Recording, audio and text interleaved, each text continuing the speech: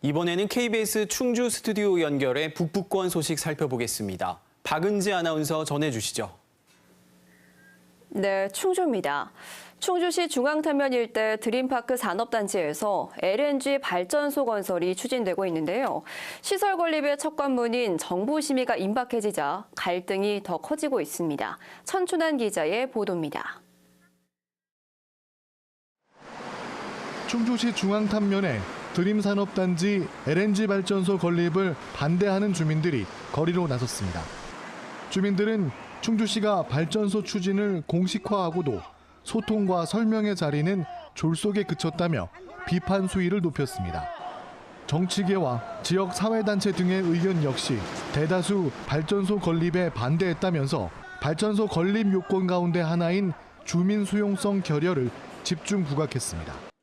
또 소관부처인 산업통상자원부에 제출해달라며 15,000여 명이 참여한 LNG 발전소 반대 서명부를 충주시에 전달했습니다.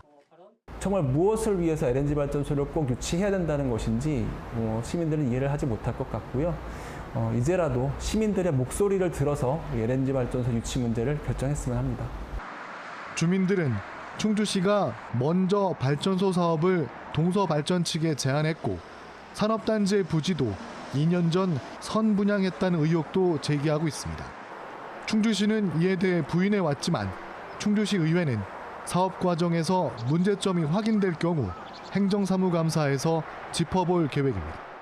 명확한 자료를 받아보는 게 우선적인 것 같고요. 의혹성이나 이런 거는 또 시민들한테 알릴 필요는 있고 의혹 같은 거는 또 제대로 시민들한테 전달해야 되는 입장이기 때문에 충주시는 지역 소멸 극복과 투자 유치 등을 위해 여전히 LNG 발전소 건립이 불가피하다는 입장인 가운데 발전소 사업의 가장 큰 변곡점이 될 산업통상자원부의 심의는 22일로 예고됐습니다.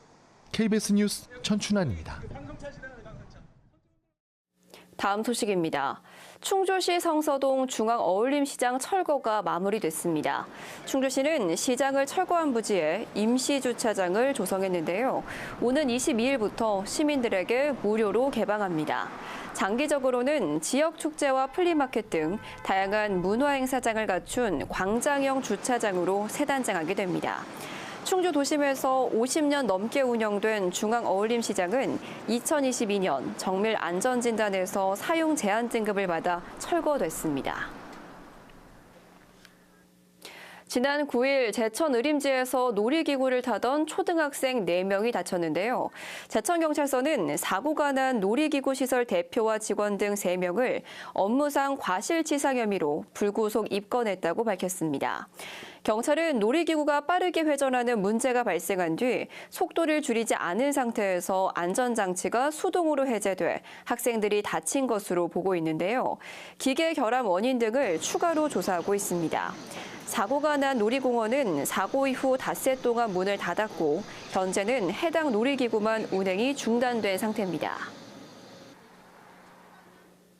제천시 보건소가 다음 달부터 석 달 동안 매주 목요일마다 장애인 재활 프로그램을 운영합니다.